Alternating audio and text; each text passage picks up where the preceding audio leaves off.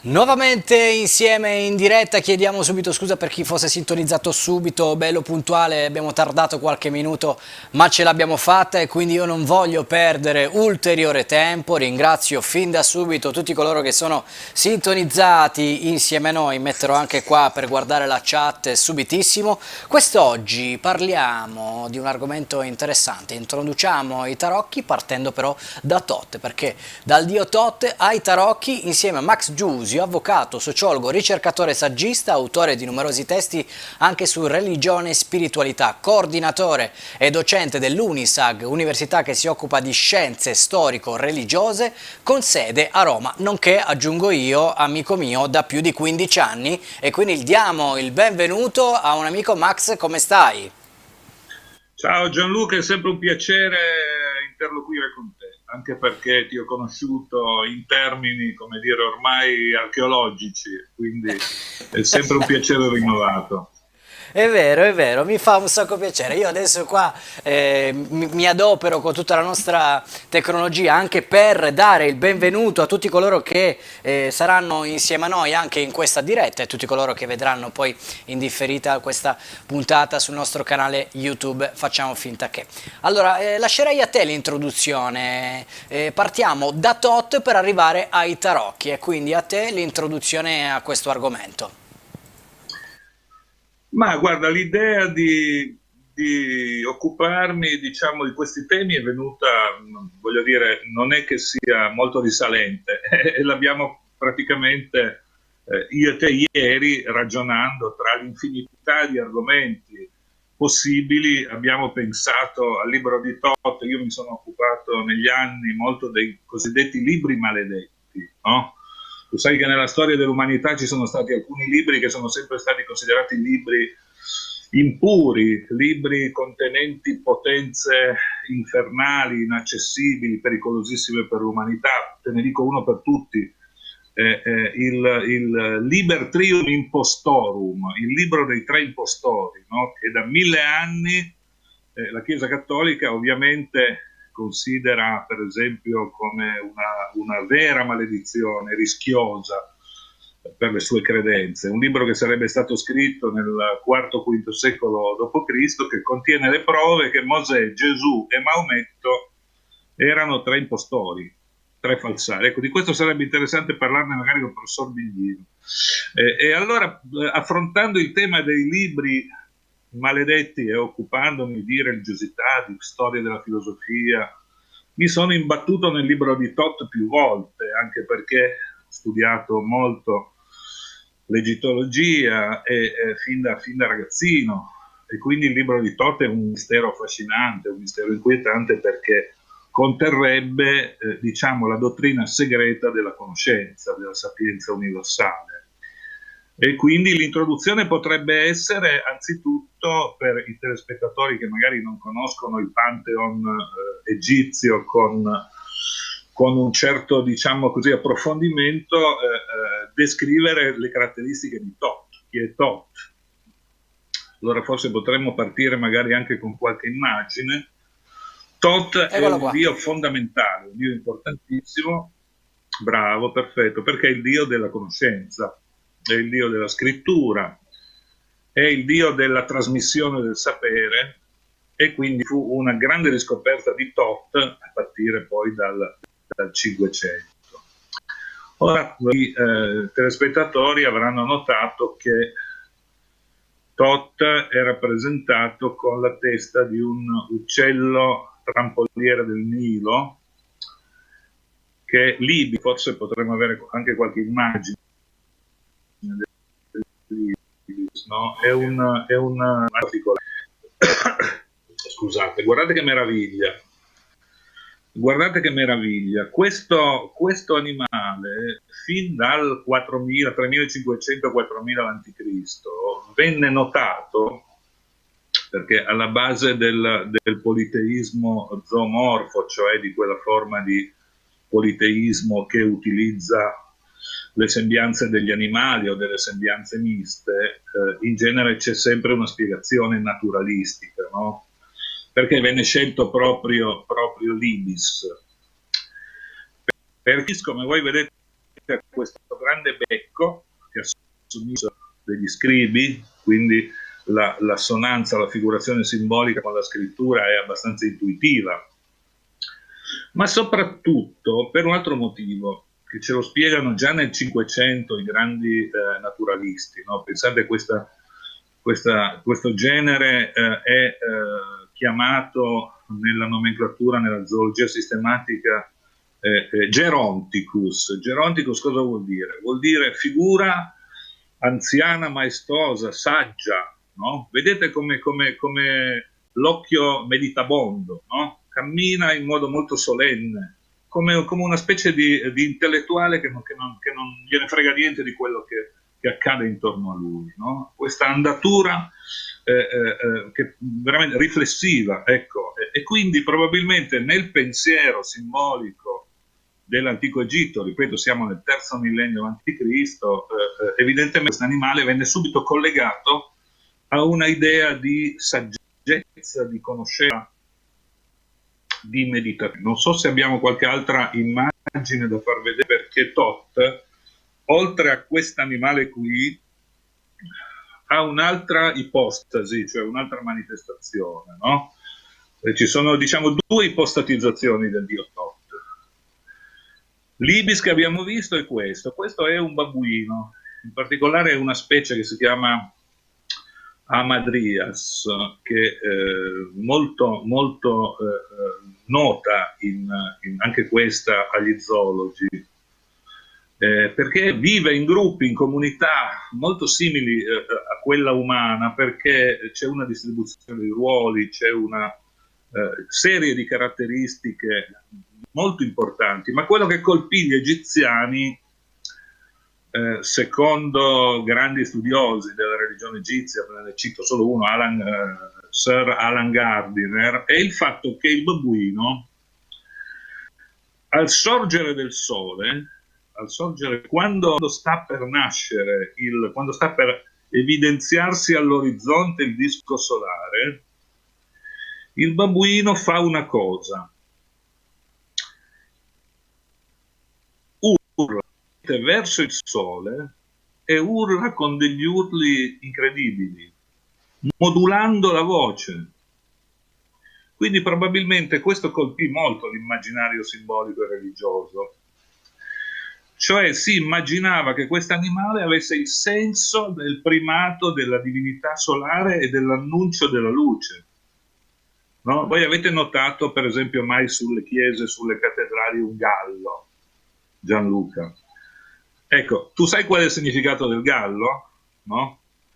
Non lo sanno neanche molti teologi cristiani. Il significato del gallo non è il famoso episodio del gallo di Pietro, del tradimento, anche perché sarebbe un po' ridicolo celebrare un tradimento di Pietro, no? Il gallo è l'annuncio della luce, il sorgere del giorno.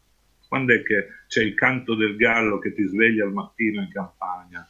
Quando viene fuori la luce, quando sorge l'annuncio della grande esplosione, che è la vita, che è l'energia, che è la vitalità trasmessa dal disco solare.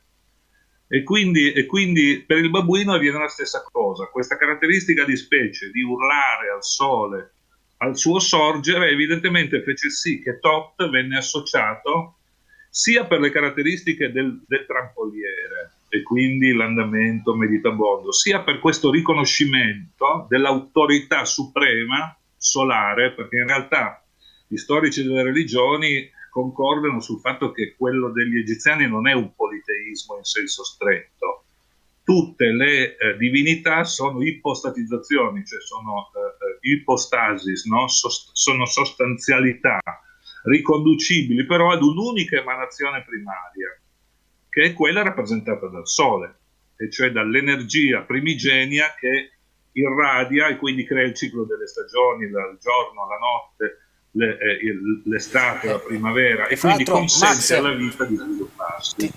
Mi collego anche con l'India, perché questo tipo di babbuino anche in India lo si trova spesso nei posti sacri, nei templi, e quindi anche in India hanno colto questo aspetto con lo stesso animale. Sì, le contiguità spirituali e religiose tra l'Egitto e l'India sono moltissime. Tieni conto che però, mentre le prime attestazioni come dire, della simbologia religiosa in India noi le abbiamo documentate intorno al XVIII secolo a.C., come tu ben sai, addirittura i Rig Veda, poi addirittura dopo. Qui stiamo parlando di una civiltà che sviluppa questo pensiero simbolico e allegorico addirittura già dal 3500 a.C. Quindi davvero qui siamo alle radici della formazione del pensiero mitico-religioso. Se andiamo avanti con le immagini, iniziamo questo racconto. E cioè gli egiziani immaginavano che, questo è Gaston Maspero, uno dei più grandi egittologi che si occupò di questo problema, che Thoth, oltre a rappresentare appunto il dio che accompagnava le anime dei defunti, che forniva gli strumenti della conoscenza, che ha inventato la scrittura, si immaginava che avesse scritto anche un libro, le cui caratteristiche non erano molto chiare rispetto ai contenuti. Dovremmo però cercare di mandarle in ordine, perché altrimenti è disarticolata l'esposizione. Questo libro di Thoth se ne parla tantissimo nell'antichità, ne parlano anche per dirti i padri della Chiesa, Clemente Alessandrino, Origene, no? Filone di Alessandria. Quindi l'idea era che questo libro misterioso, questo libro segreto, contenesse delle cose talmente inaudite, talmente potenti, da costituire un pericolo per il genere umano.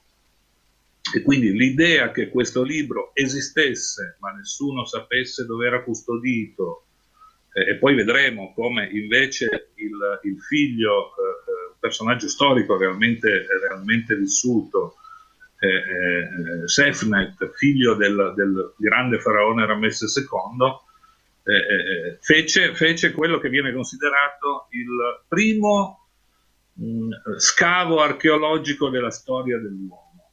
Cioè lui, evidentemente che non aveva problemi economici, si mise alla ricerca affannosa di questo libro di Thoth con dei veri e propri scavi nelle tombe, dove lui supponeva potesse essere stato sepolto con un faraone o con un principe questo libro di Thoth. Ecco, questo era Ramesse II, questa è la celebre statua di cui c'è una copia anche a Torino, come è stata per un po' di tempo anche in Piazza Castello, con una collocazione molto significativa anche dal punto di vista iniziatico massonico, no? Come tutti i torinesi che frequentano quegli ambienti sanno bene. È un faraone sicuramente straordinario.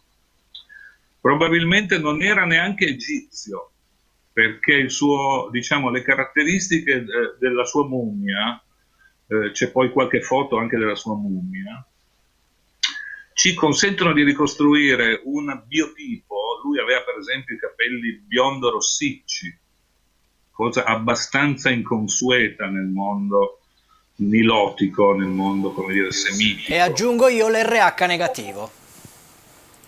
L'RH negativo, ma poi, ecco, soffermiamoci un attimo sulla mummia, no? Questo signore qui è un signore che rappresenta davvero un grande mistero, perché voi pensate che questo signore ha vissuto più di 90 anni, cosa incredibile per quell'epoca. Quell'epoca l'età media era 40 anni, al massimo 50. Questo signore è vissuto quasi 100 anni, 91 anni secondo la opinione prevalente degli egittologi, e soprattutto ha regnato per 68 anni, ha regnato sull'Egitto per 68 anni e oltre a questo, ecco, non aveva bisogno sicuramente di sussidi chimici o di pastiglie blu, non aveva sicuramente disfunzioni erettili, perché quest'uomo qui, voi guardatelo, questo signore pensate che è lì da 3300 anni, guardate lo stato di conservazione, Questo signore qui ebbe 130 figli. Ebbe 130 figli, di cui sono documentate non solo il nome, ma anche insomma, le caratteristiche, le opere. Ebbe due mogli ufficiali, tra cui la famosa Nefertari, eccetera. Ma soprattutto ebbe una serie di campagne militari molto, molto interessanti, e secondo alcuni anche il faraone dell'Esodo, cioè della fuga degli ebrei, ma in realtà io credo che sia molto più attendibile la tesi, questo potremmo dedicare anche un'ulteriore puntata, se tu vorrai, fu il figlio, Merneptah, che in realtà è il vero faraone dell'Esodo, perché abbiamo una stele che ricorda questo evento. Però lui sconfisse gli Ixos, come tu ben sai, la famosa battaglia di Kadesh, no? Siamo nel XIII secolo a.C., la XIX dinastia, e tra i tanti figli che ebbe, ne ebbe uno, che Sefnet, no? Il quale fin da bambino manifestò una fortissima componente di spiritualità, tanto che lo misero a fare il capo del tempio, il vertice, diciamo, sacerdotale del tempio di Ptah, e soprattutto lui cercava il libro di Tot. Si mise in testa che per essere un vero conoscitore della realtà umana, del pensiero, delle leggi universali, della cosmologia, del movimento dei pianeti, della possibilità di prevedere le catastrofi, i terremoti, questo libro di Tot, se vogliamo andare avanti con le immagini, diventò una sua vera e propria ossessione. No, andiamo ancora avanti, perché queste alla fine sono numerate, le immagini sono numerate. Per cui a un certo punto lui ci viene raccontato, diciamo, da due papiri, di cui uno ce n'è una copia con ampi tratti proprio a Torino, tra l'altro, che ci raccontano come questo libro di Tot veniva, come dire, in qualche modo interpretato nei secoli successivi, cioè in Egitto, ma nei secoli successivi. E ce n'è uno, per esempio, il papiro di Turis, se vogliamo andare avanti con le immagini. Il papiro di Turis è il primo, come dire, documento, secondo me, della storia del complottismo. Ecco, pensate, no? 4.000-3.500 anni fa, è un libro, è un papiro in cui si descrive la vicenda di un complotto, di una cospirazione segreta contro il faraone. Nel senso che il faraone scopre che stanno per ordire un colpo di Stato per deporlo. E in questo colpo di Stato sono coinvolte delle figure molto importanti, perché ci sono 5 ministri, 3 sacerdoti, addirittura i suoi parenti coinvolti. Stiamo parlando di un faraone molto precedente all'epoca di cui abbiamo parlato prima, e cioè di Ramesse II. Però di questo faraone noi non conosciamo il nome, perché nel papiro non c'è il nome di questo faraone. Questo faraone scopre il complotto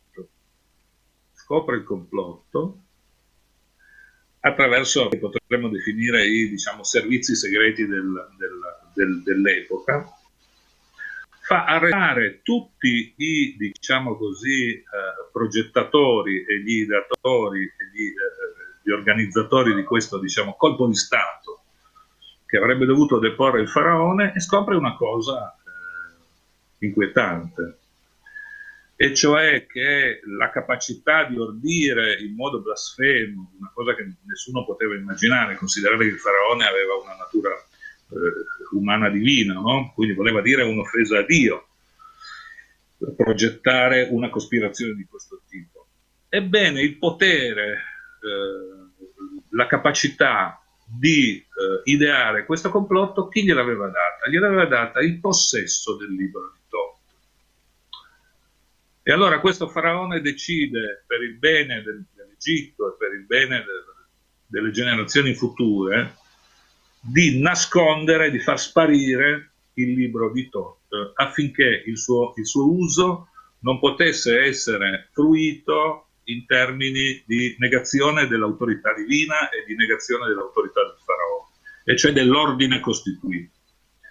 E poi c'è un secondo papiro interessantissimo, che è quello che abbiamo fatto vedere prima, se possiamo farlo rivedere un attimo, che se andiamo avanti con le foto questo mi facilita, perché altrimenti... Poi tu, Gianluca, ti chiedo una cortesia, avvisami Sì, quando siamo a 10 minuti dalla fine, perché andiamo ai tarocchi.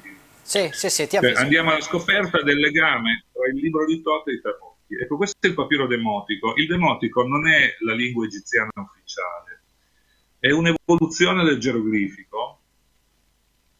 No, e voi vedete che non è più ideografico, cioè non ci sono più soltanto dei simboli cui noi possiamo l'aratro, il sole, il giunco, ma è una specie di scrittura stenografica. Questo papiro demotico ci conta una seconda storia sul libro di Thoth, ed è quella di cui parlavamo, e cioè di quella del figlio del faraone Ramesse II, di uno dei 130 figli, che però era un figlio destinato al trono. Era un figlio che poteva addirittura diventare faraone, poi in realtà divenne faraone suo fratello, che appunto è quel Merneptah della fuga degli ebrei descritta nell'Esodo biblico. Questo papiro ci racconta una cosa interessantissima, e cioè che quando Sefnet scopre chi era stato l'ultimo ad avere in mano il libro di Thoth,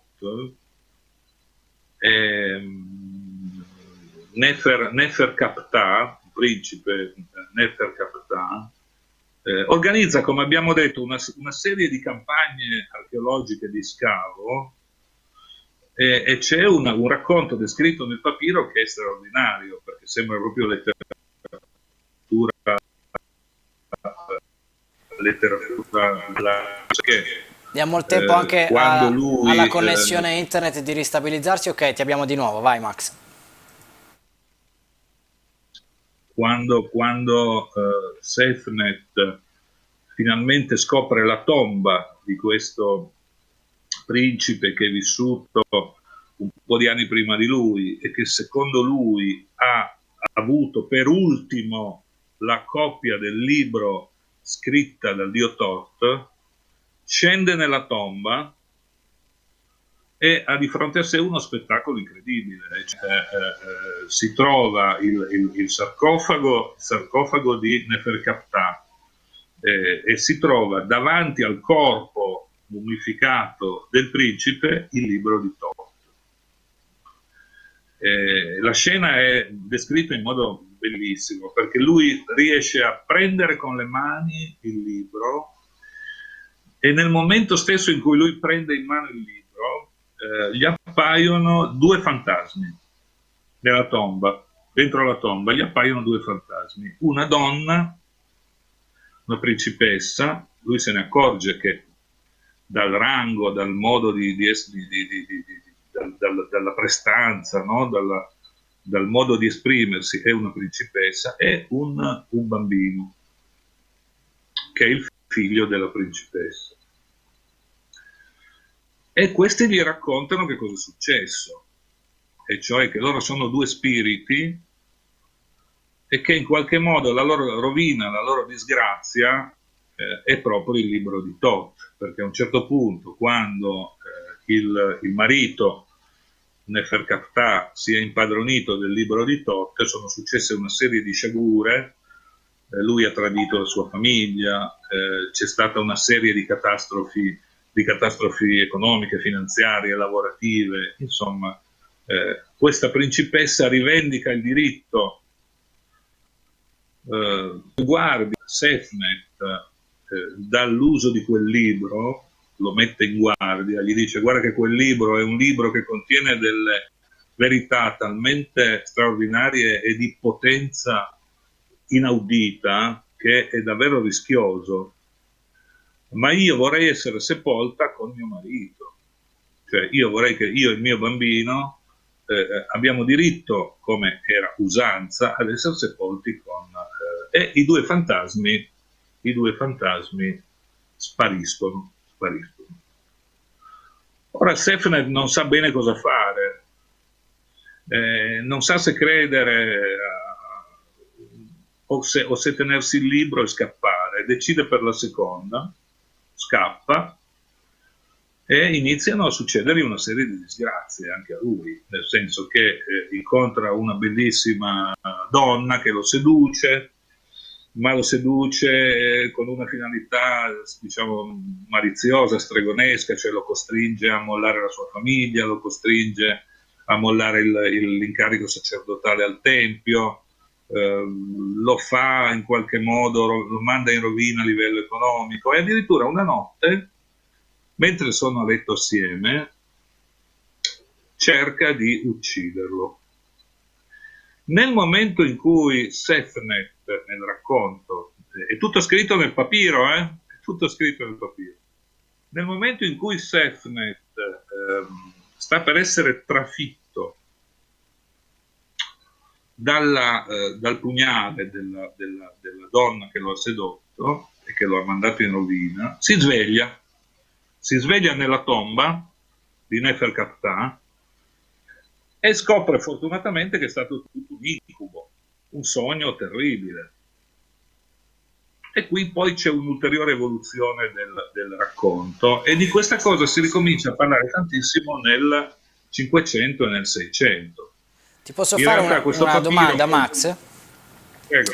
Così, perché ogni tanto noi bravi tutti che ci state seguendo, vedo la chat, se mi scrivete domanda e poi la domanda io la trovo più facilmente. Ci chiedono il libro Però di cambiamo Toth. le foto, scusami. Cambiamo però le foto. Ogni tanto proviamo a stare dietro, ma il nostro regista sta avendo dei problemi sulle foto, quindi oggi abbiamo qualche problema, ma andiamo avanti lo stesso, cerchiamo di fare quello che riusciamo con le foto. Ci chiedono la correlazione tra il libro di Toth, Tavole Smeraldine, e poi Edo da Novara ti chiede se vedi una correlazione tra la figura di Gesù e Horus.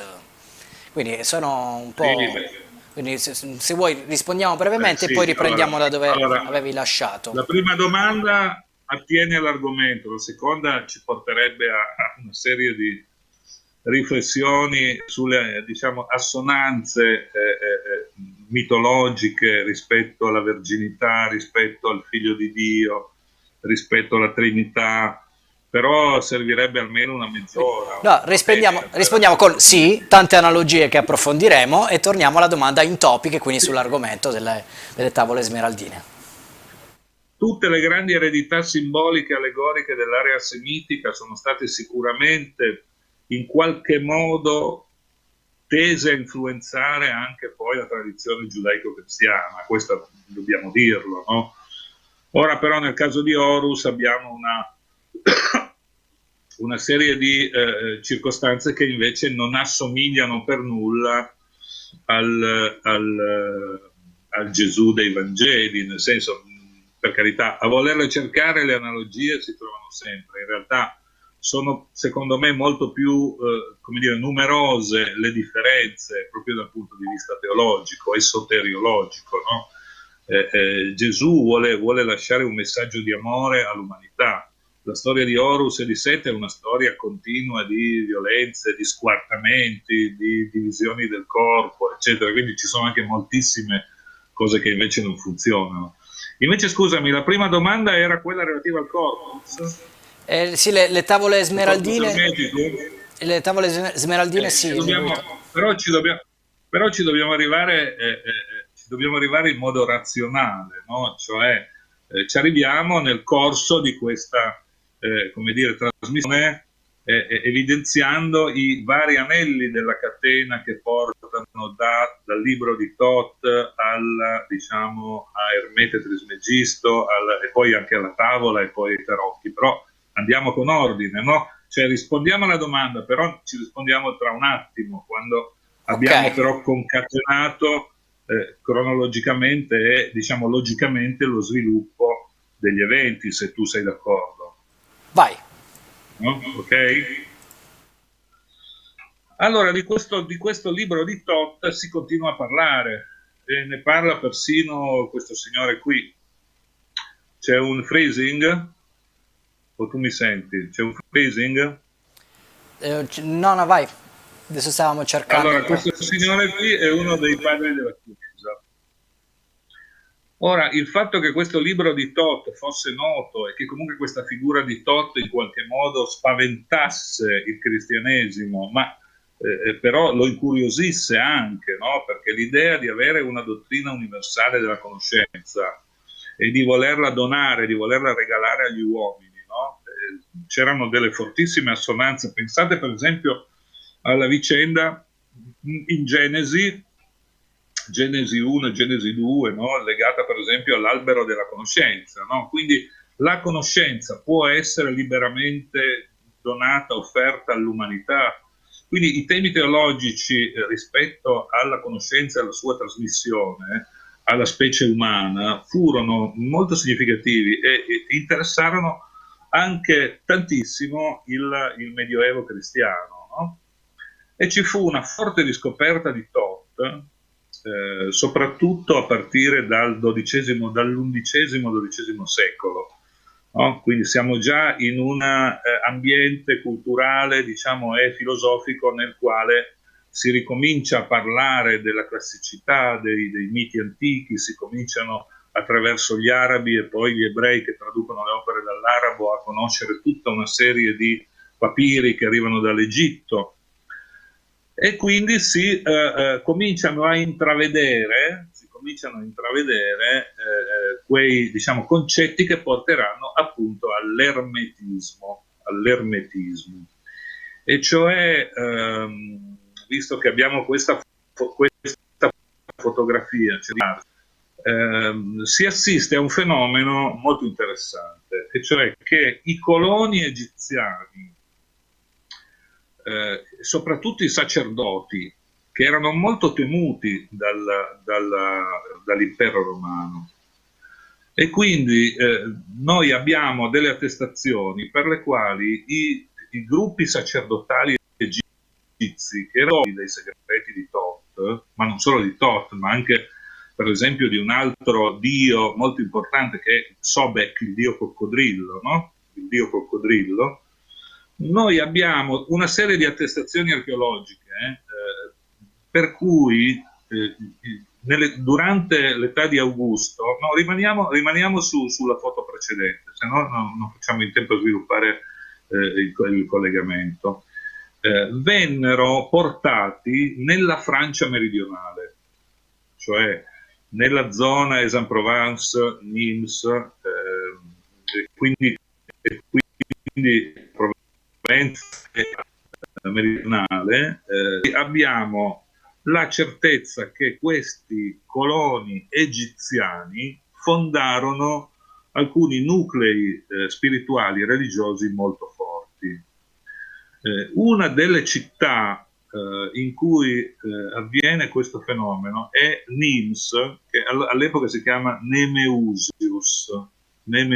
Attenzione, perché arriviamo all'ermetismo e ai tarocchi di Marsiglia. Attenzione, qui è importantissimo capire bene questo fatto. Quindi noi abbiamo queste comunità egizie, rimaniamo sempre su quella foto. Come voi vedete, questo è, se voi andate su Wikipedia, io questa l'ho presa su Wikipedia, questo è il simbolo della città di Nîmes. Quindi qui c'è il dio Sobek, no? Il coccodrillo, che è poi il coccodrillo della Lacoste, perché René Lacoste, il fondatore, era nato a Nîmes, quindi noi abbiamo il coccodrillo e la palma. Quindi questa è la città egizia della Francia, dove si, diciamo così, concentrarono quei gruppi, quegli ambienti magico-esoterici e diciamo ermetici, che erano di derivazione dai coloni egizi portati lì dalle truppe romane perché non dessero fastidio in Egitto. E quindi qui si comincia a sviluppare questa assonanza tra il dio Mercurio Hermes, portato dai Romani, e questo sincretismo con Thoth, nel senso che tutte e due sono gli dei della conoscenza, ci sono tutta una serie di simboli comuni, il caduceo, tutte e due accompagnano le anime dei morti, tutte e due sono messaggeri del Dio, tutti e due sono quelli che trasmettono la conoscenza. Mercurio, no? È il dio della trasmissione, della mediazione, no? della intermediazione tra il pensiero umano e il pensiero divino. E quindi vedete come questo coccodrillo rappresenta proprio questa importantissima città Nims, che ci serve proprio per capire perché i tarocchi sono nati proprio lì, cioè in quell'area molto delimitata della Francia meridionale, negli ambienti magico-esoterici dell'umanesimo nel Rinascimento. Quindi siamo intorno al 500. Vogliamo andare avanti con le foto? Ok, nel Vediamo la foto frattempo successiva. ti dico che mancano poco più di 10 minuti, quindi 10 minuti. Quindi. Allora, questa è una moneta che appunto attesta questo nucleo di presenza di magia e di religione egizia a Nim, addirittura qui siamo nel primo secolo d.C., nel primo secolo d.C. Voi vedete che c'è sempre quel simbolo di Nemeusius, andiamo pure avanti, arriviamo al 500. Nel 500 c'è ormai una forte connotazione di collegamento tra Thoth, quindi tra la scrittura magico-esoterica di derivazione egizia e il dio greco Hermes. No? La parola ermeneutica, traduzione, cioè l'interpretazione, la trasmissione mediata del concetto. E abbiamo tutta una serie di opere che fanno riferimento all'esistenza di questa figura Ermete Trismegisto, che Ermete 3 volte grande, no? Megistos in greco è il superlativo assoluto, quindi ciò che è 3 volte grande, quindi abbiamo il 3, la Trinità, no? E queste opere si diffondono rapidamente in tutta Europa e danno vita a tutta una rinnovata cultura di tipo esoterico, di ricerca di queste dottrine segrete, legate appunto al libro di Thoth, legate alla scoperta dei veri contenuti. Uno dei grandi artefici di questo ermetismo e di questa rinascita, diciamo, della magia egizia è questo signore qui.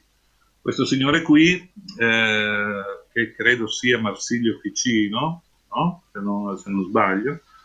Marsilio Ficino è quello in sostanza che sostiene di aver recuperato la tavola smeraldina nella sua diciamo, traduzione originaria, con i grandi principi esoterici universali, no? Quod est superior, id est inferius, cioè l'equivalenza tra il macrocosmo e il microcosmo, le raccomandazioni da fare prima di qualsiasi operazione di magia cerimoniale, i grandi concetti sapienziali universali, in larga misura copiati da quelli derivanti dall'area egizia. Andiamo pure avanti con le fotografie. Questa è la tavola. Nella tavola che ebbe un enorme successo tra il 500 e il 700 sono contenuti una serie di principi, di diciamo, comandamenti ad uso del genere umano, del suo benessere, del mantenimento della pace, della capacità di governare le cose, della capacità di governare saggiamente il mondo, e quindi questa tavola ebbe un enorme successo soprattutto in Francia, in Italia e in Francia. In Francia si sviluppò, sempre nella Francia meridionale, va dato grande merito a questo signore che è il conte di Belen, tutta una serie di meccanismi attraverso i quali si sviluppò un sistema allegorico di segni legati all'influenza del mondo celtico. No? Nella città di Nîmes era presente anche un forte diciamo, serbatoio simbolico di tipo celtico. Voi sapete che i Tuatha De Danann, la mitologia gaelico-celtica tradizionale vedeva un'offerta di doni al genere umano. No? Cioè questo è un nucleo diciamo, concettuale tipico delle grandi fondazioni esoteriche, cioè esistono delle figure che sono a metà tra il divino e l'umano, o che comunque hanno dei poteri di carattere ultra sensibile, soprannaturale, mistico, che donano all'umanità delle cose, dei simboli, che sono gli archetipi della conoscenza, no? E i Tuatha De Danann donano 4 cose al genere umano, 4 doni che sono 4 simboli, no? Che sono la spada di Wotan, la spada di Odino, no? Che sono il calderone, che il calderone, sapete, Freyr, no? La moglie la sposa di Wotan, e poi abbiamo la lancia, no? Loki, la lancia di Loki, e poi abbiamo la pietra di Thor, no? Ora, nel mito celtico, che si incontra appunto con questa comunità magico-esoterica francese della Francia meridionale, nel mito celtico queste 4 realtà simboliche fondamentali che abbiamo detto non vengono date al genere umano in modo intero, ma vengono spezzate in 10 parti. Perché? Perché deve essere il genere umano a saperle ricostituire con saggezza, con razionalità. E quindi non vengono distribuite così come sono nel loro significato simbolico finale, ma vengono divise in 10. Attenzione. Ora andiamo a vedere i semi delle carte da gioco che abbiamo visto precedentemente. Se voi vedete, i semi delle carte da gioco sono esattamente la trasformazione avvenuta in Francia tra il XII e il XIV secolo dei 4 doni del sincretismo celtico, egizio, romano-cristiano. Perché il calderone diventa la coppa e quindi diventa il simbolo del culto, della presenza sacerdotale, della religiosità. La pietra diventa i pezzi, quindi i denari, no? La pietra di toro. Le spade, vabbè, chiaro, no? È la spada di Odino, e poi abbiamo i bastoni, la clava, no? E che è la trasposizione simbolica della lancia, no? Della lancia. Quindi voi vedete come i 4 semi delle carte che appaiono in Francia e che diventano un bel problema per il governo francese, perché ci sono addirittura delle leggi attestate tra il 1150 e il 1250, dove il re dice: non dovete assolutamente utilizzare le carte in luoghi pubblici per fare la previsione del futuro. Quindi questo ci dimostra che questo sistema delle carte, i 10 pezzi sono ovviamente carte 10, no?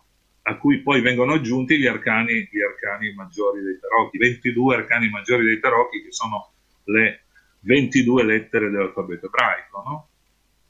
E queste leggi ci dicono questa cosa, questa usanza degli arabi, no? Questo costume di utilizzare il sistema delle carte per interpretare il futuro, quindi è la nascita della magia della cartomanzia, della cartomanzia moderna. E questo avviene tra il 200 e il 300 sostanzialmente. Nel 300 cominciano ad apparire i tarocchi. Noi abbiamo i primi tarocchi che sono quelli di re Carlo VI, quindi siamo nel 1300, seconda metà del 1300. Questo è un simbolo interessantissimo perché questo era già presente nella mitologia celtica, questa figura della sospensione all'incontrario, no? Però con questa posizione innaturale in cui sembra che questa persona non abbia una come dire, fisionomia da cui si possa esprimere sofferenza, e la posizione anche innaturale delle gambe fa sì che questa cosa sia ricchissima di significati che ciascuno può interpretare come un passaggio, come un elemento transitorio di sacrificio per la conquista di un obiettivo più importante, no?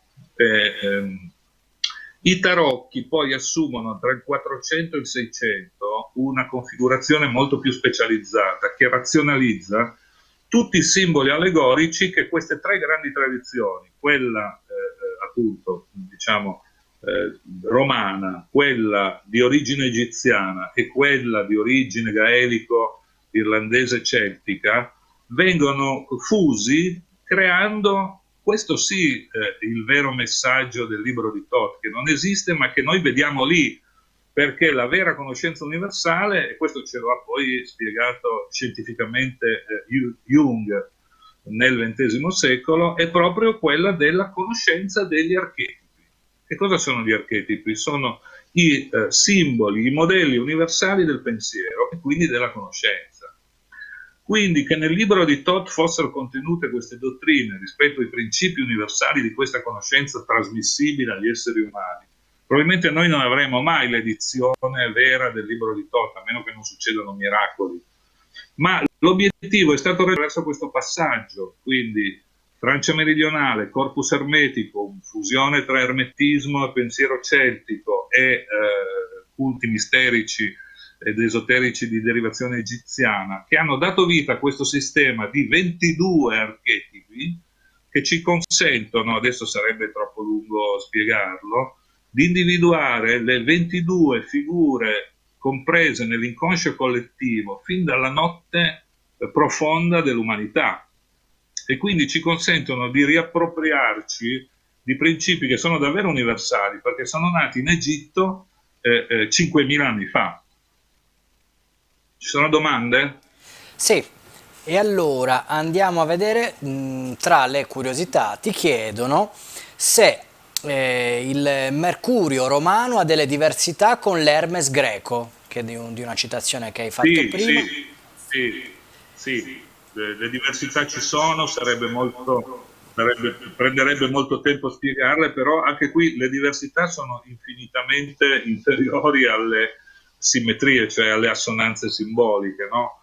È evidente che l'Hermes greco ha una funzione psicopompa, cioè che cosa vuol dire, no? L'Hermes greco, essendo l'oltretomba nel pensiero greco, oltretomba l'Hades, in cui non c'è una vera e propria sperimentazione di salvezza, di felicità, di beatitudine per i morti, l'Hermes greco ha più una funzione di accompagnamento delle anime. Tra l'altro è la stessa funzione di accompagnamento delle anime che ha Thoth quando le porta davanti alla bilancia di Osiride, no? Cioè alla psicostasia, che è il primo tribunale spirituale della storia.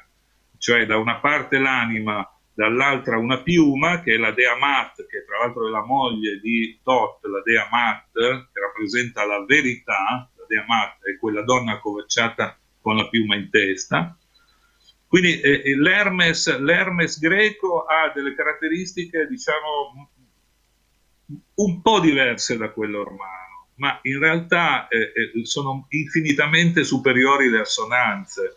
Il mercurio viene legato a Roma a diverse strutture, per esempio, che sono quelle di tipo toponomastico, ecco, di tipo regolativo. Per esempio ai crocicchi e agli incroci vengono messe queste figure che sono poi duplici, cioè bifronti, no? In cui c'è un volto di Erme, di Mercurio, e quello dall'altro. Ma in realtà poi si è scoperto che queste cose c'erano già da Atene nel V secolo a.C. Addirittura Alcibiade, no? Per fare una citazione, diciamo, dotta platonica, addirittura il giovane Alcibiade venne arrestato e venne messo sotto processo perché dopo una notte brava con alcuni rampolli dell'Atene Bene dell'epoca, completamente ubriachi dopo una notte di orge, di dissolutezze, fecero la decapitazione delle Erme, cioè proprio di queste statue che rappresentavano Hermes messe agli incroci, ai crocicchi, quando vi era un'intersezione tra due vie. Questa tradizione in realtà, che noi pensavamo essere esclusivamente romana, esisteva già in Grecia. Quindi io direi che servirebbe un'intera puntata per descrivere le caratteristiche. Però abbiamo toccato anche questo argomento. Il caduceo, per esempio, diventa come il simbolo della corporazione medica e farmaceutica ancora oggi. Quindi la sopravvivenza di questo universo concettuale, simbolico, allegorico è rimasta nel tempo inalterata, sia quelle di Hermes che quelle del Mercurio della civiltà romana. Te le cito le ultime due che ho trovato, chiedo scusa a chi non ho visto le domande, ma per nostra fortuna siete veramente in tanti a scrivere. Cosa ne pensi del libro di Ermete Trismegisto, Il corpo ermetico, e cosa ne pensi di Jodorowsky? Se riusciamo a dare un Allora, cenno. Jodorowsky è uno dei miei maestri. Ho avuto la fortuna di fare un corso con lui a Milano un bel po' di anni fa. È una persona straordinaria, ha scoperto un universo nuovo della tarologia partendo da un'intuizione che è una cosa interessantissima, cioè Taro, Orat,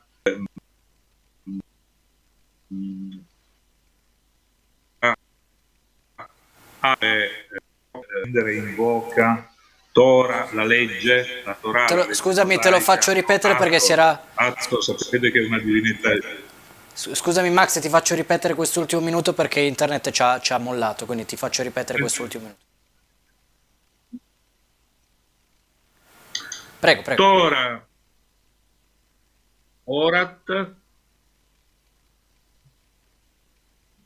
quindi noi abbiamo, allora, Tarot, la parola Tarot, no? Questa è una delle grandi cose su cui si soffermava il maestro Jodorowsky, no? Taro, Orat, Tora, Ator, sono anagrammi, no? Quindi che cosa vuol dire? Vuol dire il tarocco invoca, riecheggia, simbolizza, idealizza, sintetizza Tora, la legge, la Torah, sapete il Pentateuco di Mosè, la Torah, no? È la legge, no? Ator, cioè Ator è la divinità, sia la divinità del pensiero esoterico medievale, sia la famosa dea Hathor degli egiziani. Quindi l'importanza di Jodorowsky è quella di aver cercato, come molto più modestamente faccio io, di cogliere i rimandi, le essenzializzazioni delle assonanze tra queste grandi culture, no? Tra queste tre grandi culture, quella sapienziale egizia, quella della mitologia greco-romana e quella invece del pensiero celtico, che ha una sua importantissima dignità ed eredità simbolica ed esoterica. Scusami, la prima domanda era l'importanza del corpus ermetico. Cosa ne penso? Ne penso benissimo. Penso che andrebbe insegnato anche all'università. Perché? Perché contiene delle verità importanti e c'è una fortissima implicazione che è stata oggetto di grandi opere, anche per esempio a partire appunto dalla tradizione di Gebelen, rispetto alla sua interpretazione cristiana. Una fondamentale la ricordo perché secondo me è importantissima, pensate che ha influenzato persino la teologia del Novecento, ed è la cosiddetta teologia negativa, cioè nel corpus hermeticum noi abbiamo delle dimostrazioni di come noi di Dio non possiamo sapere nulla, è pura iattanza, pura arroganza, pura superbia voler descrivere Dio e i suoi attributi. Dio lo si può conoscere solo ad negativum, cioè ciò che non è. E questa è una delle grandi verità sapienziali condensate e riassunte nel corpus di Ermete Trismegisto. Quindi ne raccomando a tutti la lettura, anche se non è molto facile, e magari con l'amico Gianluca prima o poi ci dedicheremo qualche ulteriore momento di approfondimento. Io ti ringrazio per questa puntata, chiediamo scusa se è cominciata con qualche minuto di ritardo perché abbiamo avuto qualche problema, ma il nostro Manuel è riuscito a sopperire, a districarsi con le immagini. Grazie ovviamente Max, amico di sempre, perché è una quindicina d'anni che questa trasmissione nasce anche come trasposizione dei nostri discorsi notturni quando ci si incontrava a filosofeggiare fino all'alba, ecco, insieme ad altri amici. Quindi Max, finalmente... Stendiamo un velo pietoso sui riti magici notturni, di quelli non possiamo parlare. Sulla ritualistica parleremo poi in un secondo momento, però tutto fa parte anche di quello che è il nostro percorso. Ovviamente sto scherzando, non è vero.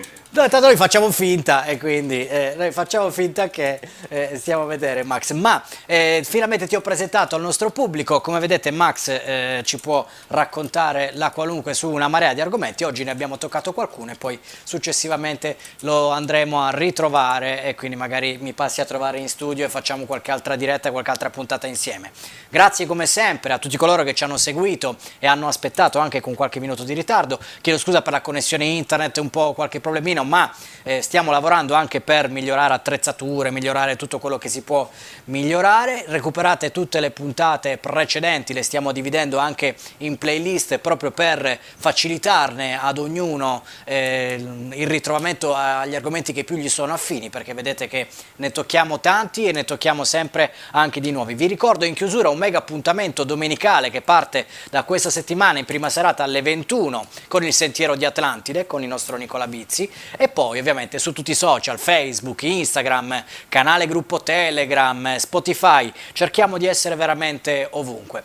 Io quindi vi saluto a mio modo come ormai consuetudine, ringraziando Max per essere stato insieme a noi. Grazie Gianluca, grazie alla redazione, grazie ai telespettatori, un saluto a tutti. E un saluto anche a voi che ci avete scelto. Hare Krishna, alla prossima, grazie.